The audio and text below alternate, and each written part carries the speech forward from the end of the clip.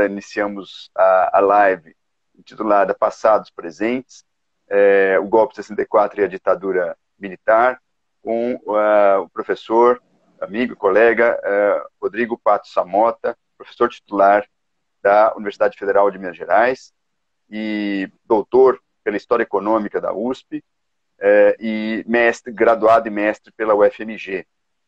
O Rodrigo é pesquisador do CNPq, autor de vários livros. O mais recente é o que tem o mesmo nome desta live, Passados Presentes, o golpe de 64 e a ditadura militar.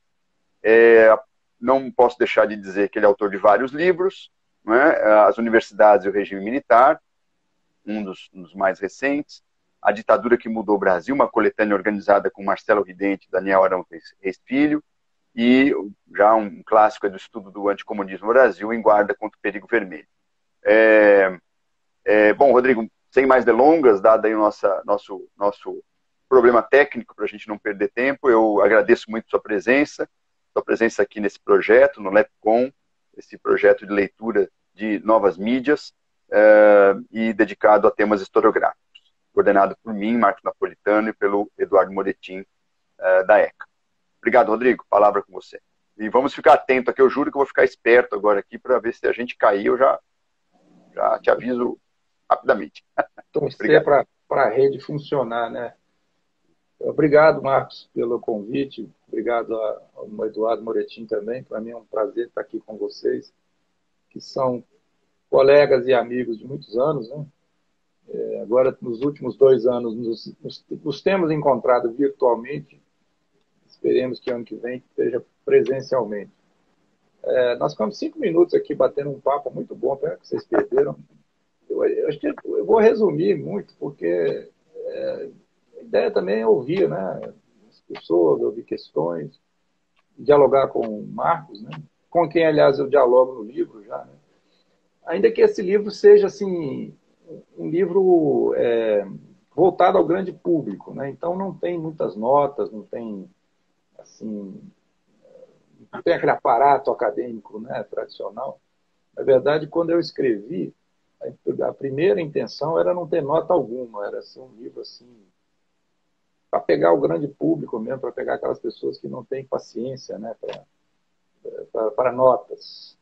Só que, na medida que eu fui escrevendo e conversando lá com o pessoal da editora, eu me dei conta que era preciso ter nota também, porque um dos meus argumentos nesse livro, né, os objetivos do livro, é falar por que os historiadores merecem ser ouvidos nesse debate público sobre a história da ditadura. E por que eu acho que o conhecimento oferecido pelos historiadores profissionais é melhor do que o que oferecem aí os divulgadores públicos da direita, né, os defensores públicos da direita. E daí seria difícil não ter nota, não ter referência, né, para referenciar algumas das afirmações que são feitas no livro, né. Então, acabei botando notas, mas mesmo assim ficou muito leve, né, porque a proposta do livro é chegar a um público externo à universidade, né, tentar alcançar fora da universidade. Mas, ao mesmo tempo, é um livro também que quer dialogar com os historiadores. Né?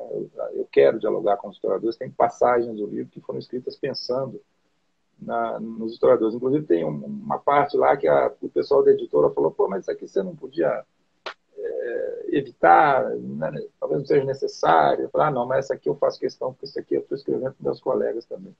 Acho que é muito difícil a gente conseguir escrever sem pensar nos pares, né? Acho que inclusive parte do nosso trabalho é exatamente isso, escrever para os pares. E eu estou tentando alcançar o grande público com esse livro, né? Não sei até que ponto vai funcionar. Tomara que alcance um pouco ao menos. Por que alcançar o grande público? Para entrar nessa disputa em torno dos significados da ditadura, dos legados da ditadura, e para enfrentar os discursos que defendem a ditadura, né? Os nostálgicos da ditadura, que oferecem uma visão assim positiva, rósea, edulcorada da ditadura, e que negam, inclusive, que tenha sido ditadura, né? Falam que foi um regime especial, regime militar. Bom, muita gente acha que dizer regime militar é mais suave do que dizer ditadura. Talvez seja mais suave do que ditadura, Mas, a rigor, também, regime militar, a palavra já está dizendo que democracia não deve ser, né? Um regime liderado por militares, democracia não será, né? Mas um argumento no livro, concordando com, né, a maioria dos historiadores, que o termo correto é ditadura mesmo, né? O que nós tivemos depois de 64 foi uma ditadura, e foi um golpe de Estado em 64. Enfim, então o livro é construído para dialogar sobre esses temas, né, e para mostrar por que é golpe, por que é ditadura, com a intenção de alcançar o grande público, alcançar os professores do ensino básico, né, oferecer material para salas de aula. É interessante dizer que a concepção desse livro vem muito das lives que a gente fez no ano passado, né, um monte delas, algumas eu fiz inclusive junto com o Marcos, e às vezes algumas pessoas perguntavam nessas lives assim, como é que eu faço para conversar com pessoas que dizem que os militares salvaram o Brasil do comunismo, né? Ou que dizem que 64 não é golpe, que isso é mentira da esquerda? Ou como é que eu faço para responder a questão que muita gente apresenta de que a esquerda era violenta e que a esquerda é que provocou o golpe de 64 e a ditadura? E aí, então, nessas lives aí, eu pensei, vou escrever um livro com uma linguagem mais rápida, né, uma linguagem menos acadêmica, para tentar atender a isso, participar desse debate público. A ideia, então, é contribuir para algo que todos estão fazendo, né? Esse laboratório aqui está fazendo, esse LEPCON, outros laboratórios em outras universidades, a nossa associação, a AMPU, tem tomado inúmeras iniciativas. E aí eu pensei esse livro como uma contribuição de um texto escrito com esse objetivo, né, de alcançar um público maior. Mas como eu dizia, um texto também para dialogar com o mundo acadêmico. Então, é um livro que quer falar da presença da ditadura hoje, né, por isso o título Passados Presentes. Tem uma inspiração teórica aí na historiografia mais recente, né, e nos teóricos e filósofos da história mais recente, que tornam mais complexo o conceito de tempo, né, questionam a separação simples entre passado, presente e futuro. E aí o título é um pouco assim, para passar essa ideia, né, da complexidade do tempo e da proximidade entre passado e presente e a presença, né, do passado entre nós, e também o impacto que o nosso presente tem em relação à nossa visão sobre o passado, né, em relação à maneira como a gente escreve a história, concebe e ensina a história.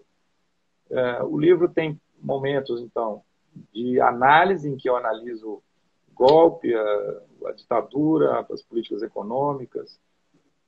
Analiso, por exemplo, o tema do apoio à ditadura, é um tema muito delicado, né, de ser abordado, você dizer a ditadura teve apoio. Eu trato disso no livro, porque é verdade que a ditadura teve apoio. A questão é tentar dimensionar o alcance, o tamanho desse apoio, né? Eu acho que também não podemos simplesmente dizer a ditadura teve apoio da maioria, ponto. A ditadura foi consensual, que eu questiono no livro e tento mostrar que não é bem assim, que esse apoio da ditadura oscilou muito ao longo do tempo e que, ademais, houve resistência à ditadura, houve rejeição à ditadura e houve também atitudes intermediárias entre os dois polos aí de aderir, apoiar a ditadura ou resistir à ditadura. Tem momentos do livro que são sínteses de aspectos da história da ditadura que foram concebidos, né, pensando no público mais amplo, na formação de um público mais amplo. E tem, né, momentos do livro que representam mais um diálogo com a historiografia, como eu estava comentando, né? Acho que as partes assim que estão mais em diálogo com a historiografia é essa questão que eu já mencionei, das atitudes em relação à ditadura, apoios, resistências à ditadura, acomodações. A parte sobre interpretação do golpe, as origens do golpe, por que o golpe, as motivações do golpe. Ali também é um diálogo com a historiografia, mas também um diálogo com as ciências sociais, né, que, no primeiro momento, quem produziu conhecimento sobre o golpe e a ditadura foram cientistas políticos e sociólogos, principalmente. Também representa diálogo com a ditadura a parte sobre a distensão política, a abertura e a transição, né, ao fim da ditadura. E no final, né, no epílogo, é um retorno ao tema da presença da ditadura hoje, né, no governo Bolsonaro. O problema dos militares, né, eu termino o livro falando do problema que os militares representam para o Brasil. Não que eu tenha uma atitude assim preconceituosa contra os militares, eu acho que os militares são necessários, infelizmente, né? Preciso ter uma corporação militar. Mas o que eu argumento no livro é que o Brasil só vai ter mesmo uma democracia consolidada no dia que os militares forem convencidos de que eles não têm que conduzir os destinos políticos do Brasil. Os militares têm que ser convencidos de que o papel deles é serem militares, cuidarem de defesa, estratégia, fronteira, mas que não tem que governar mais o Brasil, né? Isso daí é o problema que começou com a República, com a proclamação da República pelos militares. Eles se imbuíram de uma autorrepresentação de que são os melhores brasileiros, de que são os mais bem preparados. Muito protagonismo negativo, né? Como sustentáculos das duas piores ditaduras, a ditadura Vargas e a ditadura militar. De maneira que nós precisamos, eu acho, exorcizar a presença militar do cenário público brasileiro. O militar tem que ficar no quartel. Então, eu termino o livro com isso, que eu acho que é fundamental. Os militares têm um poder enorme hoje, com o Bolsonaro, sem o Bolsonaro, né? Uma parte deles está migrando para a candidatura Sérgio Moro, e aí, se isso dá certo, eles continuam tendo um poder enorme no próximo governo. Eu acho isso extremamente negativo. Eu acho que é um tema que nós temos que discutir, e isso passa pela história da ditadura. Esse projeto de defender a ditadura, de mostrar uma visão positiva da ditadura, serve à propaganda dos militares, né? À defesa da presença dos militares no cenário público. Daí eu acho que é importante mostrar que na ditadura os militares foram responsáveis pela censura, pela violência, pela cassação de mandatos, pela tortura de pessoas, pelas mortes, pelos desaparecimentos, e que militar no poder é péssima ideia. Militar tem que ficar nos quartéis. Bom, eu acho que, Marcos, para começar a conversa, eu fico por aqui, embora tenha sido muito atabalhoado até pelo nosso começo aqui, eu e você apanhando a tecnologia, né? E vamos conversar aqui, acho que é o mais interessante. Obrigado mais uma vez. Obrigado, Rodrigo. Como eu disse, o nosso formato aqui é flexível, de todo modo, sempre precedido de uma apresentação, convidado. O Rodrigo optou por uma apresentação mais breve, e eu vou começar a esquentar aqui o debate, não é? Colocar algumas questões, e lembrando que vocês podem fazer questões aqui pelos comentários, e a equipe de apoio aqui vai me enviar. A gente vai até o limite que a ferramenta nos impõe, que é de 1 hora. Quando a transmissão é encerrada automaticamente, a gente vai tentando responder todas as questões, passar aqui as questões para o Rodrigo, e ele vai responder. Rodrigo, bom, primeiro, eu acho que o seu livro mais recente toca em questões, deu para perceber esse projeto de se comunicar com um leitor não acadêmico. Acho que isso é um projeto muito importante, né? Por muito tempo, historiadores, né, e geralmente os pesquisadores acadêmicos foram acusados de não se comunicar com o grande público. Então, acho que é um desafio, por um lado, mas é muito importante esse esforço. Claro que a gente, num país que as pessoas leem pouco, nós também vamos ter alguns limites, né, nesse diálogo, limites quantitativos até, num certo sentido, né? Eu tive essa experiência também com o livro de 2014, a história do regime militar, e um pouco minha angústia à época era isso. Eram livros importantes que existiam, sofisticados, densos, mas que transitavam um pouco na sociedade. Eu queria te colocar algumas questões, não apenas em relação a esse livro, mas também algumas outras questões aí para a gente começar o debate. Em relação ao livro, o que me chamou a atenção, eu achei muito positivo, é que você não tem medo de discutir o senso comum, ou seja, essas discussões que às vezes parecem nominalistas, se é golpe, por que chamam de revolução, golpe, se é ditadura não é, se é militar, se é civil-militar. Eu achei muito interessante esse esforço de você dialogar com as palavras, o vocabulário que está circulando aí, né? E também achei muito interessante o fato de você também incorporar e pensar e refletir sobre polêmicas, né? Por exemplo, a violência da esquerda, né? e você acho que encaminha bem esse debate, sem adjetivar nada, sem, sem exagerar na paixão, que a gente um pouco compartilhamos um pouco esse estilo, né, de que o argumento tem que ser lógico e racional, por mais que você tenha paixão pelo objeto. Então, eu queria que um ponto, né, o primeiro ponto, gostaria que você comentasse como é que você pensou os diálogos com a sociedade. Quer dizer, é um livro que a gente percebe que há o diálogo com os pares, mas há o diálogo também com essas imagens que circulam na internet. Então, quais, na sua opinião, as mais importantes, né, questões nessa chave de diálogo com a sociedade, né, a serem enfrentadas pelos historiadores? E outra coisa que eu queria te colocar, aí um pouco talvez mais polêmico e mais... te colocar mais duas questões mais centrais, né? Na verdade, teria outras tantas, mas enfim, não quero monopolizar aqui. Um primeiro... eu gostaria que você falasse um pouco mais sobre um conceito que está muito ligado à tua obra, sobretudo ali às universidades do regime militar, que é esse conceito de jogos de acomodação.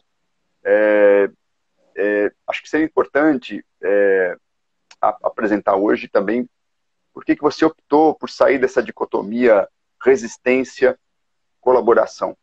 Me parece que é um tema que dialoga também com outras historiografias, né? Por exemplo, a historiografia da resistência francesa e do regime de Vichy, mas você dialoga de maneira diferente, por exemplo, né, da Denise Hollenberg, né, que é outra importante historiadora que trouxe essa questão para o Brasil, de que o importante também é olhar para as zonas cinzentas, né, que estão, às vezes, invisíveis, né, nessas polarizações que se estabelecem na análise de determinados períodos. Então, eu queria que você falasse um pouco mais sobre esse conceito. Inclusive, quando eu li o livro, eu fiquei pensando também como aplicar esse conceito sem cair também numa espécie de meio termo, né? Entendendo também que ele não pode esconder as assimetrias. Você mesmo, em algum momento do seu texto, você discute isso, né? E as acomodações acontecem, mas acontecem sob determinadas assimetrias de poder, né? Portanto, não é uma acomodação, uma negociação entre pares, né? Vamos dizer assim. E o último ponto que eu queria que você desenvolvesse que eu acho que sempre, pelo menos sempre que eu converso sobre ditadura, me coloco essa questão, o papel da Comissão Nacional da Verdade. Mas, obviamente, eu não quero que você repise tudo aquilo que já se sabe sobre a comissão, né, e as conquistas que ela teve, a importância que ela teve, inclusive, em gerar novas pautas historiográficas, que eu sempre destaco isso, mas o lugar dos historiadores, ou o lugar da historiografia na comissão, né? Porque, não sei se você concorda, mas me parece que quando a comissão instaura os trabalhos e começa a trabalhar e produz um material fantástico, que inclusive, repito, tem reorientado algumas pesquisas, né, a partir do material bruto que ela produziu, mas me parece que também é interessante pensar uma comissão que surge em 2012, quando já havia um debate historiográfico mais ou menos estruturado, né? E me parece que é uma opção muito consciente e até coerente da comissão em não fazer um relatório historiográfico, quer dizer, usar a reflexão histórica para fundamentar um relatório de Estado sobre as violações dos direitos humanos. Mas, de todo modo, é interessante esse papel da comissão, não apenas como é que ela dialogou com essa historiografia que já estava consolidada, né, e, ao mesmo tempo, o que você acha que pode gerar de pautas de pesquisa historiográficas a partir do relatório, mas, sobretudo, do material documental que essa comissão produziu, que é fantástico. Então, as três questões aí eu gostaria que você desenvolvesse, depois a gente abre aqui para as questões do público. Obrigado, Marcos. São questões fundamentais. Espero conseguir elaborar bem aqui essa altura do campeonato. Bom, os temas assim chave no livro, né, são alguns dos que eu mencionei. Na verdade, eu comecei a conceber o livro exatamente em torno desses temas, né, que correspondem a alguns capítulos do livro. Então, por exemplo, nem você mencionou, né, a questão da esquerda eu, desde o início, eu percebi que eu ia ter que falar da esquerda quando eu fosse falar da violência durante a ditadura, que eu não poderia omitir a violência da esquerda, até por causa do debate público em torno disso, né? No debate público isso é muito falado pelo pessoal da direita, pelos defensores do ponto de vista de direita. Eles falam isso o tempo todo, né? Ah, que a esquerda matou, a esquerda sequestrou. E os que distorcem a história falam que o golpe de 64 surgiu para derrotar uma ameaça guerrilheira. Inclusive, tem um antropólogo do Rio que escreveu um livro sobre as universidades, desancando as universidades, e, na certa altura, ele fala que o golpe de 64 surgiu para derrotar as guerrilhas. E aí é o caso do falseamento, da distorção, porque no momento do golpe não havia guerrilha, né? E ele dá um exemplo, como outros dão, de um movimento de 1962, em Goiás, que foi desmantelado pelo aparato de Estado, governado pelo João Goulart. Então, eu entendi que eu ia ter que falar disso, né? E foi muito difícil falar disso, porque o risco é muito grande, né? É o risco da gente ser apropriado para distorcer para outros fins, né? Os propagandistas de direita... Reforçar a teoria dos dois demônios, né? De reforçar a teoria malfadada. É extremamente complicado. Mas eu também achava que não tinha como não falar, até para poder mostrar que o argumento é distorcido. O argumento de que, né, a esquerda é que é culpada pelo golpe de 64. Daí eu tive que falar, então, o que era a esquerda, qual era o projeto da esquerda. E a esquerda armada também, né, eu falo dela, mas digo, a esquerda armada é muito mais um produto da ditadura do que da própria dinâmica da esquerda, né? Se não tivesse havido o golpe de 64, é muito difícil imaginar, né, aquela ofensiva ou aquelas ações guerrilheiras de 68 em diante, que são uma resposta, né, à ditadura, são uma forma de resistência à ditadura, embora alguns dos grupos guerrilheiros almejassem mais, né, uma revolução socialista, mas a motivação inicial era enfrentar a ditadura. Daí eu faço um balanço da violência da esquerda e da direita. Na verdade, teve alguém que fez isso antes de mim também, com muita coragem, que foi o Gorenda, né? Eu até cito ele nessa altura. Tem um capítulo do Combate das Trevas, lá que ele fala da violência da esquerda. O Gorenda era um sujeito muito corajoso também, né? Isso eu acho muito, muito inspirador. Eu acho que a gente tem que enfrentar certas coisas, mesmo correndo certo risco. Mas eu já aprendi que quem trabalha nesse território aqui vai enfrentar riscos, né? Se você não quiser enfrentar, é melhor mudar de tema, porque aqui não tem jeito, né? Você vai enfrentar, vai ser criticado por esquerda, direita, centro. É muito presente, né, a história, os personagens. Eu sempre dou um exemplo. Quando eu lancei aquele livro que foi tese aí na USP, né, o Anticomunismo, o lançamento em BH, a primeira pessoa que apareceu foi uma senhora assim, de 70, 80 anos, com um livro debaixo do braço, querendo meu autógrafo, e falando assim: olha, senhor, eu quero muito seu autógrafo, porque eu acho importante seu trabalho, pois eu não sei se ela era sobrinha, neta, de um oficial do Exército que foi assassinado em 1935 pelos comunistas. Era o Tenente Lopes Bragança. Ele foi morto pelos comunistas, e aí por isso eu vim cá. Ou seja, ela entendeu que o meu livro era uma espécie assim, de defesa, né, do ponto de vista anticomunista, pelo título. E aí eu, muito constrangido, ter o autógrafo, falei: olha, senhora, mas não é bem assim, a senhora vai entender aí quando ler o livro. Então. Isso daí é leve, né? Daí tem receber e-mail de oficial da reserva reclamando de entrevista que eu dei para jornal, enfim. Mas eu acho que tem que enfrentar essas coisas, e eu acho que a única maneira de enfrentar isso é com honestidade também, com honestidade intelectual, com ética, mas também com essa disposição cívica, né, de enfrentar um tema que tem implicações para a nossa democracia frágilzinha, né? Então, os temas aí chave, essa questão da esquerda, o golpe, a ditadura, o tema do milagre econômico, né, que é inescapável falar sobre o milagre econômico, porque é usado para defender a ditadura. Bom, isso aí não tem lá muita novidade, todo mundo que trabalha com a história da ditadura fala. Você falou no seu vídeo de 2014, mas eu não podia deixar de falar aqui também, falar que o crescimento econômico bruto foi enorme, né? Não dá para negar isso, isso aí seria também distorcer a história.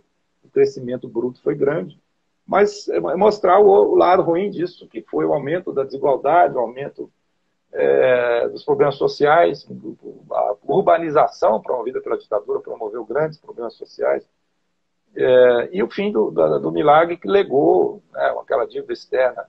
Você é mais ou menos da minha geração, né? Para mim era um pesadelo, era a dívida externa. Né? Eu lia o jornal e falava, meu Deus, será que nós vamos pagar essa dívida externa algum dia? Aquilo dava medo, né? Dava pesadelo. A dívida externa é a hiperinflação e a crise cambial, né? A crise do balanço de pagamentos, a falta de reservas. Né? Então, eu falo, né, isso que a ditadura cresceu a economia brasileira, mas deixou um legado muito ruim. E eu acho que principalmente as pessoas que ouvem esse discurso têm que entender que o Brasil poderia ter crescido o mesmo tanto sem ditadura, como cresceu, por exemplo, na época do JK, e que os resultados sociais teriam sido muito melhores. Né?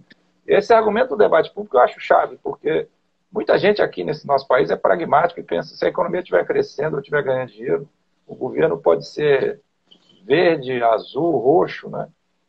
E daí eu acho que é preciso quebrar esse argumento de que o autoritarismo é necessário para ter crescimento econômico. Sobre acomodação, Marcos, esse conceito aí eu vim desenvolvendo, né, no livro de 2014 sobre as universidades. É uma derivação de reflexões que eu tenho feito desde 2000, na verdade desde os anos 90, com o conceito de cultura política, que eu comecei a trabalhar na época que eu estava entrando para o doutorado, e no doutorado acabei deixando de lado, mas retomei depois até por causa da nossa pós-graduação aqui, que tem uma linha de pesquisa, cultura política, né? E aí eu comecei a trabalhar a cultura política brasileira, comecei a pensar, bom, um dos aspectos centrais disso é a conciliação, isso é um tema assim, né, frequente no pensamento social brasileiro, a conciliação brasileira, isso é muito batido, né? E eu comecei a pensar sobre isso na pesquisa sobre as universidades, ao mesmo tempo em diálogo com a historiografia que se fazia fora e dentro do Brasil. No caso da Denise, que gosta do conceito de zona cinzenta, né, divulgado na França pelo Laborie, eu acho que concomitante estava desenvolvendo as minhas reflexões, porque eu demorei a publicar também. Esse livro ele foi escrito em 2011 e acabou sendo como livro. E ali já estava, essa elaboração teórica já estava pronta por mais ou menos 2010. Depois eu vi a saber, isso quem me contou foi um colega nosso, né, o Olivier Compagnon, que me falou, pô, você leu o Philippe Bourrin? Eu não tinha lido ainda o Philippe Bourrin. E daí fui ver que o Philippe Bourrin tinha usado a acomodação para pensar o caso nazista na Europa, de uma maneira um pouco diferente, né, mas já circulava esse termo lá. Depois, em coisas que eu escrevi depois do livro, né, eu incorporei a reflexão do Bourrin. Eu prefiro ter uma acomodação, porque eu acho que, assim, para mim, ele tem um efeito, né, de explicação mais interessante para mim do que zona cinzenta. E eu também não gosto de zona cinzenta, porque eu fico lembrando do uso original lá pelo Primo Levi, né, que pensa a zona cinzenta numa situação extrema de campo de extermínio. E eu acho que, vamos dizer assim, a analogia aqui seria forte demais com o nosso caso, né? Eu penso a acomodação, então, como um termo intermediário, né, entre adesão e entre resistência daquelas pessoas que nem aderiram à ditadura nem resistiram, que foi muito frequente, né, especialmente no mundo intelectual, no mundo da cultura, e pessoas que fizeram as duas coisas, mudaram de posição com o tempo. E eu acho essencial falar disso, porque realmente, acho que isso aí é quase um lugar comum hoje, trabalhar apenas com resistência e apoio é insuficiente, não explica o que aconteceu, é muito mais complexo do que isso. E, além disso, um número muito grande de pessoas que era indiferente, né? E também pessoas que eram excluídas do sistema político e que, portanto, não tinham nenhum tipo de comportamento ou atitude em relação à ditadura, não eram cidadãos, né, basicamente. E a gente tem essa subcidadania, né, no Brasil estrutural, até por causa da exclusão dos analfabetos, né, da cidadania política, que só a Constituição de 88 veio a resolver. Claro que eu penso essa acomodação sem pensar em relações simétricas, salvo quando a gente pensa na acomodação restrita às camadas dirigentes, né, às elites sociais, porque em alguns casos você pode pensar até em simetria. Mas no caso da ditadura, é sempre assimétrico, porque é uma acomodação aqui, a elite dirigente do Estado, que tinha muito poder, inclusive o poder da repressão, e grupos, eventualmente, de elite social, como os, né, professores universitários ou os artistas, mas que, no entanto, não tinham poder político e podiam ser presos. Né? Então, não é nada de simetria isso. Né? E também dizer que existe forte de acomodação na nossa cultura política não significa dizer que os brasileiros são pacíficos, ou que não existe, né, ou que os acordos sempre prevalecem. Né?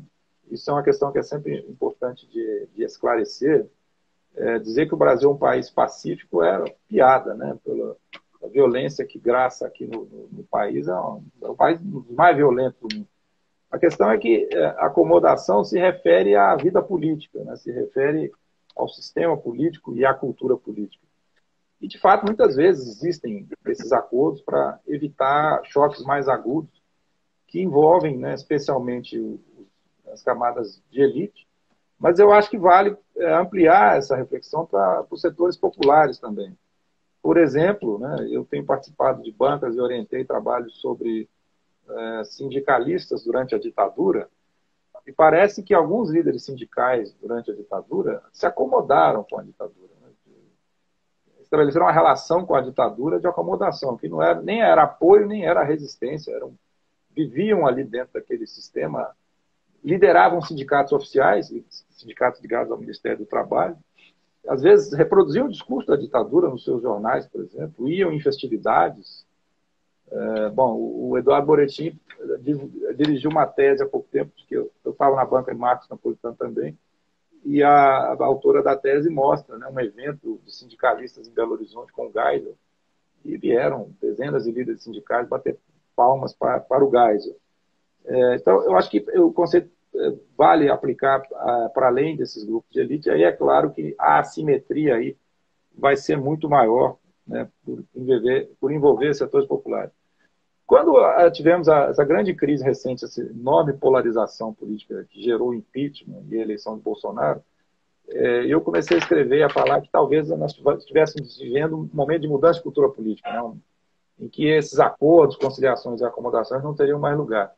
No entanto, depois eu comecei a falar, olha, mas continua tendo algum tipo de acomodação quando você pensa o Bolsonaro, né, e a relação do Bolsonaro com as instituições, com o Congresso, com o Judiciário. E acho que aí está acontecendo uma acomodação. Né? Então, negociando com o Bolsonaro, e ele está aceitando a negociação, ele está desradicalizando algumas coisas e está conseguindo, né, mais coisas também com o Judiciário e com o Parlamento. É interessante que tem alguns articulistas de imprensa que estão usando isso também. Outro dia eu li um texto. Quem está falando isso o Vinícius Torres Freire, Bruno Bogossian, o Ricardo Baltazar também estão usando o termo de acomodação para se referir ao modo como Bolsonaro tem sido tratado, especialmente pelo Poder Judiciário, que poderia endurecer o jogo com ele, se quisesse, né? Poderia ter cassado a chapa dele, me parece, né? Cassado, suspendido a eleição, mas não quis criar o confronto, né? não quis criar uma crise e preferiu algum tipo de acordo que é menos arriscado e, para eles, né, pode ser mais vantajoso. Eu acho que esse tipo de acordo é muito frequente no Brasil. É claro que pode acontecer em qualquer parte, né? Mas aqui é particularmente frequente. Eu acho que a nossa história é muito marcada por esses acordos. Eu acho que eles têm efeito mais negativo do que positivo. Né? Se você poderia dizer que é positivo a redução da violência política, né? Não estou falando da violência social comum. Mas, por outro lado, muito acordo evita a solução de problemas. Né?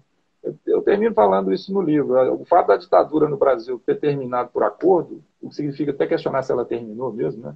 Se ela foi derrotada. Eu não sei se ela foi derrotada. Né? Ela saiu ali, fez um recuo organizado, né? Negociou uma saída em bons termos. Essa negociação acabou deixando uma herança para nós até hoje, essa questão militar mal resolvida no caso do Brasil, né? É a herança dessa maneira como a ditadura saiu, né? Como acabou a ditadura, porque uma parte da oposição aceitou esse acordo, né? Em vez de ter recusado-se a esse acordo e tentado forçar, né, uma solução à Argentina, né? Com criação de processos de julgamento, etc., preferiu-se o acordo.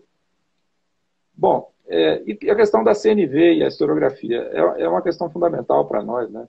Eu sou dos que achava que a comissão tinha que ter mais historiadores lá na cúpula, lá nos comissários, né? Tinha o Paulo Sérgio Pinheiro, meio historiador, meio cientista social, tinha uma psicanalista, né? E os outros eram da área de direito. Houve uma preferência pelo pessoal da área de direito, né? Até num texto eu comento isso, digo, o texto da CNV fala que se busca a verdade, né? Verdade histórica. Eles falam verdade histórica, né? Aí eu brinco, mas quem vai estabelecer a verdade histórica são os profissionais de direito, né? Os juízes, porque não podem estabelecer a verdade jurídica, que implica processo criminal, vão buscar a verdade histórica que não gera necessariamente efeitos criminais. Mas eu acho que a falta de mais pesquisadores acadêmicos ali teve um custo, que foi a demora para a definição de certas coisas, a demora para a definição de linhas de pesquisa que seriam desenvolvidas, né? Eu acho que se perdeu algum tempo. E, embora eu acho com você que eles não quiseram fazer historiografia, tem trechos do relatório que eu acho que eram desnecessários. Tem trechos do relatório que são uma síntese histórica também, né? Que eles se baseiam na historiografia existente e reproduzem, sintetizam. Eu não sei se era necessário.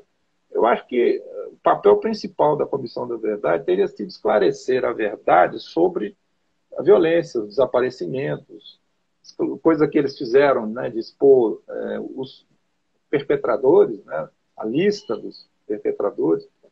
Eu acho que deveria ter havido uma concentração maior nisso, né? E nas comissões estaduais o mesmo.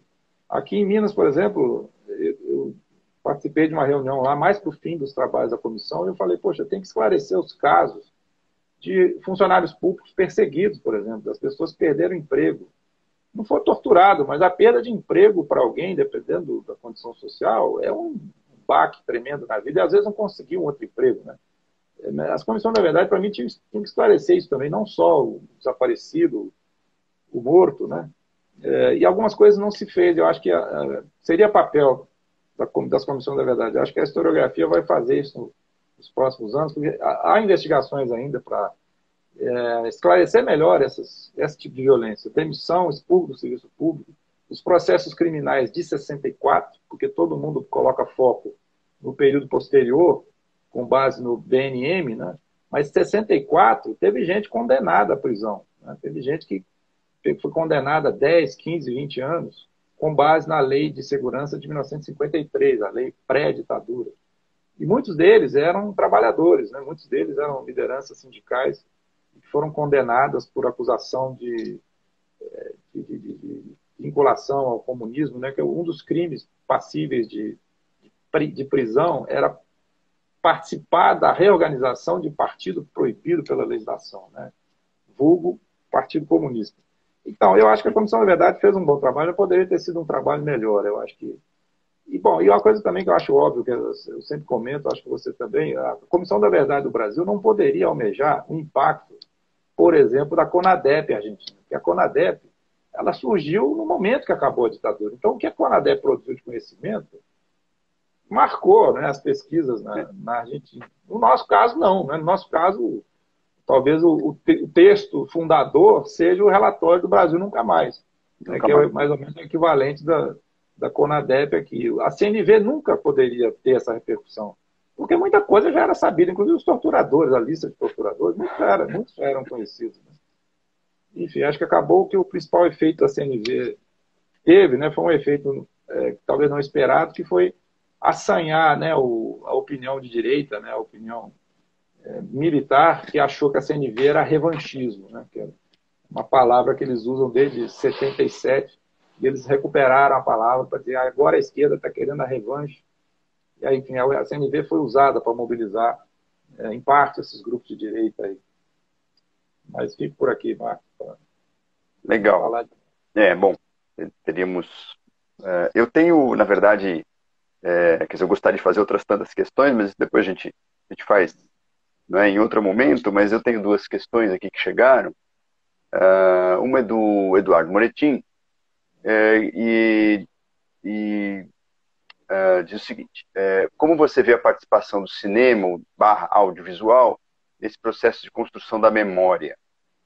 E aí ele está se referindo principalmente, né, a produção aí do Brasil Paralelo, Entre Armas e Livros, e o filme do Marighella, quer dizer, produções que mantêm essa visão bastante diferenciada, né, do processo histórico. Claro, aí não se trata nem de comparar quem está certo ou não, mas qual o papel do audiovisual nesse embate, né, no processo mesmo de construção da memória social. E a outra pergunta é do Najib Awar, diz o seguinte: ele gostaria que você falasse um pouco sobre a atuação do SNI, Serviço Nacional de Informações, né, e indicasse obras e estudos que abordem o tema. Lembrando que nós temos, acredito eu, mais 15 minutos, e aí seremos sumariamente desconectados aqui pela ferramenta. Demitidos, né? Bom, obrigado pelas questões. Moretti, eu acho que o cinema e o audiovisual provavelmente vão ter um impacto muito maior no público, né, do que o meu livro, por exemplo, os livros que nós escrevemos, que os historiadores escrevem, né? Eu acho que não há competição por aí. O ensino básico, né, o ensino de história no sistema básico, no sistema escolar, poderia ter um impacto equivalente se ele tratasse desses temas, né? Eu não sei até que ponto o ensino básico está tratando. Eu espero que os nossos colegas historiadores e professores de ensino básico estejam tratando da história da ditadura, porque tradicionalmente não chegava, né? O tempo não alcançava para falar da ditadura. Mas o cinema, o impacto é enorme. Esse Brasil Paralelo, por exemplo. E agora consta que em São Paulo eles fizeram um acordo aí com um dos grupos que lidera comunidades, né, favelas, para passar os filmes lá nas comunidades, para debater. Eles têm um projeto gramsciano, né, clássico de hegemonia, e não estão satisfeitos de alcançar a classe média, a classe superior, querem chegar nas classes populares também. Isso eu acho profundamente assustador. Eu acho que isso nós temos que tentar responder, né, com linguagem audiovisual também. Eu acho que o Marighella, né, do Wagner Moura, entra nessa disputa. Eu, para ser sincero, não vi ainda o filme. Até porque eu li a biografia escrita pelo Mário Magalhães, que é muito boa, né, e isso me desmobilizou um pouco, mas eu vou ver esse filme agora no fim de ano para poder comparar. Eu já li resenhas, né, de que o Moura politizou questões até além do que era politizado pelo Marighella, né? Por exemplo, a questão racial. Parece que o Moura deu um tratamento à questão do racismo que muito mais do que o Marighella teria feito na ocasião. E aí é claro que é um filme sobre a história que está fazendo uma interpretação, né, com olhos de hoje daquele contexto. Bom, o filme não é um relato da história, então ele pode fazer o que ele bem entender, né? Mas ele é visto, né, pela população como uma representação da história, né? Que de fato ele é. É claro que o Wagner Moura, né, baseado no Mário Magalhães, que é um cara que pesquisa, né, que é um jornalista investigativo quase historiador, né, que é sério, que tem evidências, é muito melhor do que o Brasil Paralelo, que faz uma interpretação, né, distorcida, né? O Brasil Paralelo, eles documentação. Inclusive é baseado no livro, que por sua vez é um livro com interpretações superficiais e documentos históricos, né? E, aliás, você está falando daquele livro lá dos tchecos. Entre Armas e Livros, exatamente, é o próprio nome do filme, inclusive. E é interessante que, se você lê com atenção, o documento mostra a conclusão diferente da narrativa do livro. Interessante. Pois é. A espionagem soviética no Brasil, pré-64. Eu li esse livro também, que eles fizeram com base em documentos lá da espionagem tcheca. Eu conheci essa história antes deles, porque eu escrevi um artigo uns anos atrás sobre relações do Brasil com a União Soviética, em que eu comento rapidamente o episódio da prisão desse espião tcheco no Brasil. Foi preso pelo DOPS carioca. E isso foi anotado pelos americanos, que estavam muito atentos, né? Mas aí eu até brinco com isso nesse meu livro, Passados Presentes. Os americanos falam do caso da prisão desse espião tcheco, assim, eles ridicularizam um pouco o tcheco, né? Falam, poxa, o cara foi preso pela polícia carioca, né? Pelo amor de Deus. Que espião que é esse, né? Que é preso pela polícia carioca.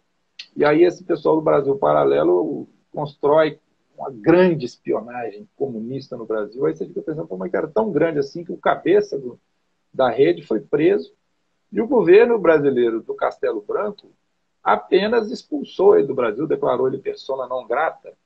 O nome dele era Kivita. Ele foi expulso do Brasil pelo Castelo Branco. Se fosse um espião assim tão perigoso, não seria o caso de expulsar, seria o caso de processar, de expor, né, a rede de espionagem dele. Quer dizer, a própria decisão do governo do Castelo Branco, do governo militar do Castelo Branco, indica que o negócio não era assim tão grave. Mas o Brasil Paralelo conta aquilo ali como se fosse o fim do mundo. Uma ameaça. Uma ameaça Agora, tremenda. a melhor foi, rapidamente, eu não resisto a comentar, a melhor conclusão a melhor, é que a rede de espionagem tcheca foi pega de surpresa pelo golpe de 64. Então, realmente mostra a sua eficácia. Pois Né? era muito e aí, fraco, acho que deve ter tomado uma dura lá do soviético. Na verdade, o golpe aqui, acho que muita gente tomou dura lá, né? O Prestes tomou dura, muita gente foi considerada ineficaz nisso daí, né? Essa versão da direita sobre a força da esquerda, né? Não resiste, inclusive não resiste às fontes da época, né? Porque muita gente na época, depois que o golpe aconteceu, falou, poxa, o comunismo nem era tudo isso, hein? O comunismo demonstrou frágil, foi muito fácil derrotar eles. No mesmo momento em que se começa a falar mais da corrupção. A corrupção, sim, nós temos que cuidar da corrupção, porque o comunismo já está meio abatido, vamos atrás da corrupção. Foi também uma estratégia de manter o discurso da mobilização, né, do inimigo. Mobilização, comunismo, corrupção. Né? Na verdade, a corrupção entra muito mais depois do golpe do que antes do golpe. Mas, enfim, esses filmes são essenciais. Eu acho, por exemplo, que a Ampul, isso já foi discutido, né? Mas eu acho que a Ampul poderia fazer alguns filmetes, alguns produtos audiovisuais para circulação ampla, pensando essas mídias, pensando em distribuição WhatsApp, Instagram. Eu acho que é preciso entrar nesse terreno para tentar disputar, porque se essa versão, né, de direita, de extrema direita do golpe de 64 ganha o cenário, o impacto político pode ser muito, muito relevante. Né? Porque é claro que a visão que a gente tem sobre a história influencia muito as nossas opções como cidadãos. E não é à toa que a história é tão disputada, óbvio. Né? Por que estão gastando tanta saliva? Por que o governo Bolsonaro interfere no Enem para impedir que se fale de golpe, que se fale de ditadura? Aliás, o cumprimento de uma promessa de campanha, né? Porque na campanha, um dos generais lá, que depois sumiram com esse cara, falou que eles iam eliminar o livro de história, que não falassem a verdade sobre 64. Muita gente achou que isso era retórica, né? Muitos liberais aí, meia pataca, né, aprovaram isso, apoiaram esse projeto, dizendo, não, isso é retórica, depois a gente amansa aí. E, no entanto, eles entraram aí querendo, né, enquadrar a história, querendo censurar. No Enem, está claro que eles conseguiram. O estrago do negacionismo e do revisionismo no ensino básico está feito. Pois é. Não é só que vai acontecer, já está feito o estrago do revisionismo e do negacionismo. Pois é, nós vamos ter que batalhar contra isso aí nos próximos anos, porque eu acho que não é apenas uma questão de ter uma boa história, né? Me preocupa muito o efeito político que isso, associado ao fato de que o agronegócio no Brasil está se tornando o setor econômico mais importante. Eu acho que somando o Lé com Cré, o cenário político no futuro é tremendo, né? Tremendamente ruim, eu quero dizer, né? Por causa da força desses grupos aí que vão pautar, né, a política brasileira nos próximos anos. Então, acho que, como historiador, a gente tem um papel aí a ocupar nesse cenário, né? E, enfim, mesmo que seja para perder, mas para mim seria muito, muito ruim não tentar, né? Não participar do debate, não botar a cara aí para debater. Eu acho que isso é necessário.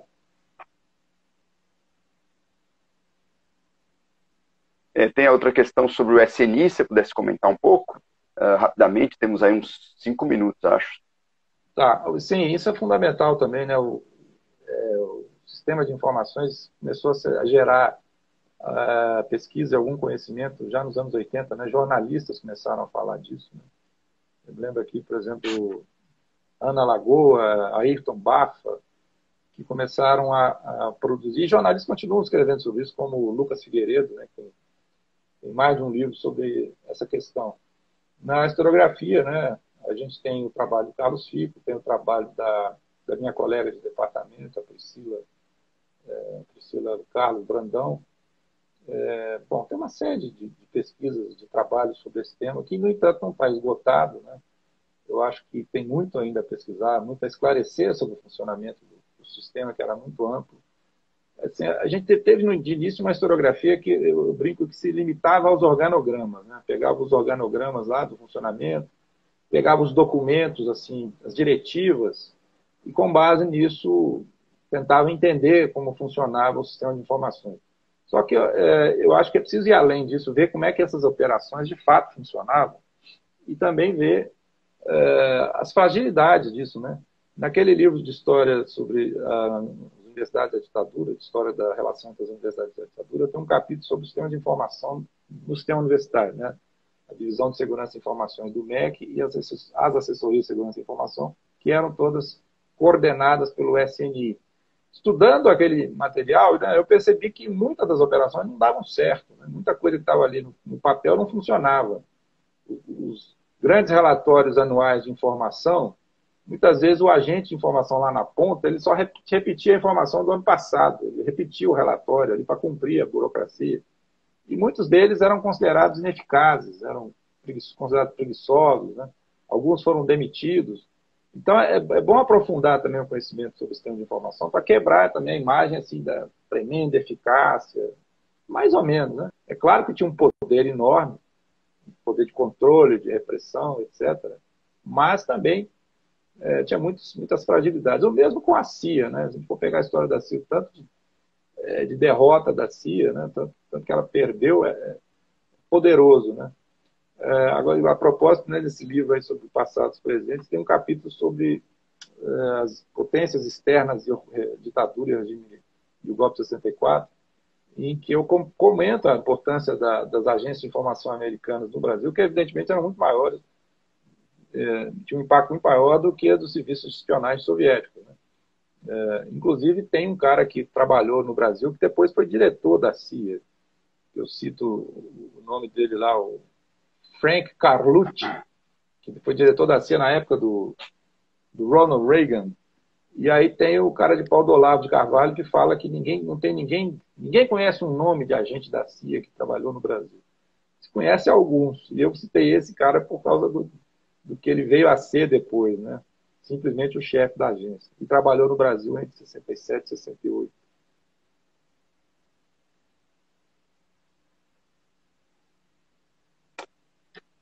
Bom, estamos aqui pelas minhas contas, quase chegando ao fim compulsório aqui da nossa conversa. E, de todo modo, acho que foi excelente esse balanço. Acho que também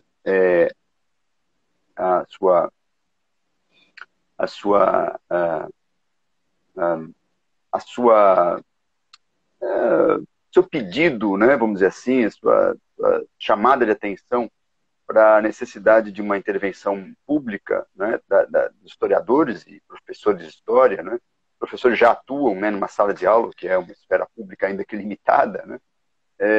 E eu diria que talvez todo esse debate tenha exigido, né, que os historiadores saíssem, né, como se diz, né, como diz o clichê, da sua zona de conforto, porque, enfim, nós nos acostumamos a conversar com os pares em pequenos colóquios, discutir questões teóricas e de repente, há uma demanda enorme, né, até em função né, do negacionismo que vem acompanhado que acompanha esses projetos políticos, vamos dizer assim, um debate público. E é interessante, então, pensar que também a gente está aprendendo a usar essas ferramentas narrativas, inclusive, para se comunicar. Né?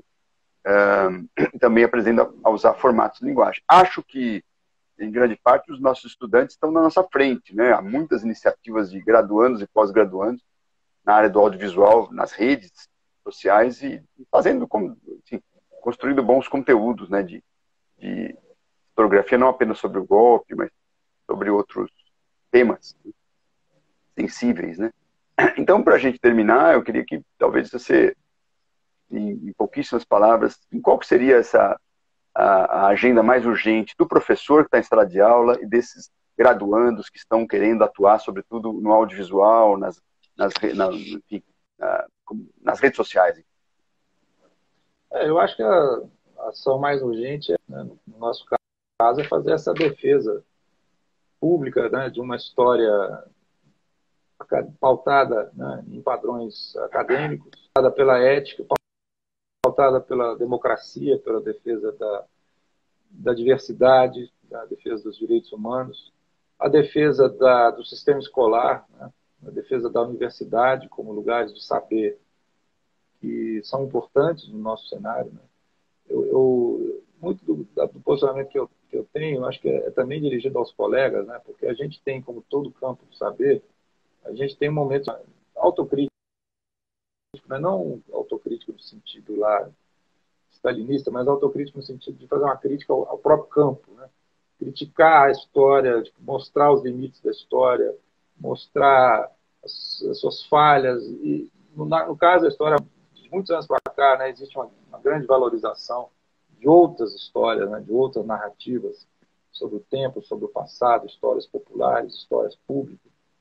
E eu acho que isso é tudo correto, mas eu acho que nós temos que fazer hoje uma defesa também da história escolar, da história acadêmica, de uma história pautada por princípios, por referências, pelo crivo da escola, o crivo da universidade. Acho que nós temos que fazer a defesa desse tipo de saber para nos contar essa espécie de história pública de direita que tem aí, desse Brasil paralelo e outros, né, que são discursos sobre histórias institucionais extra do mundo acadêmico, e que pretendem superar o mundo acadêmico, pretendem ser melhores do que o mundo acadêmico. Eu acho que nós temos que mostrar por que não são, né? Por que eles não são melhores do que o saber acadêmico, o que o saber acadêmico tem a oferecer. E eu acho que, para que isso seja feito, é preciso alcançar mais o público, né? É o que nós estamos tentando fazer aqui. Eu acho que isso é um trabalho que todos temos que fazer, e acho que muitas vezes as pessoas não estão alertas, porque o perigo que estamos correndo todos nós, né? Porque se esse projeto político, seja com A ou B ou C, se isso dá certo, se isso permanece no poder durante algum tempo, o impacto sobre o nosso mundo acadêmico, em que nós nos pautamos pela liberdade, pelo pluralismo, vai ser terrível.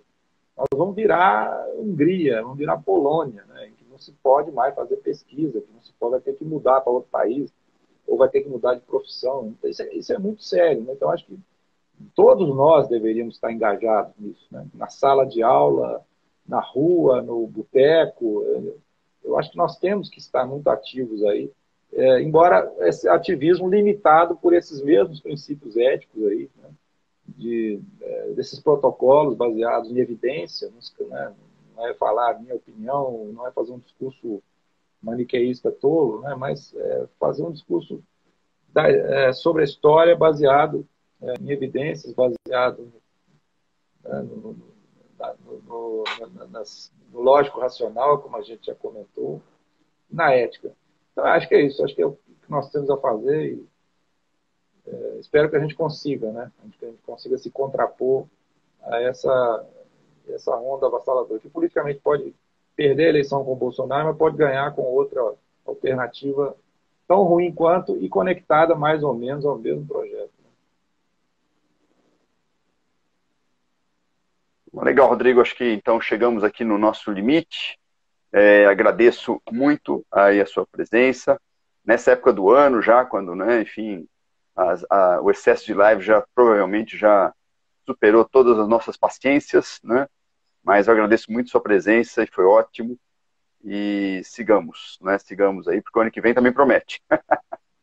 Bom, e agradeço muito a todas que assistiram aqui a live e fiquem atentos enfim, às novas lives que virão e sigam a página do LabCom. Obrigado, Rodrigo. Obrigado também aos bolsistas que deram aqui o apoio. E ficamos em contato aí. Um abraço para todos. Tchau, tchau. Até a próxima. Obrigado aí. Obrigado. Tchau.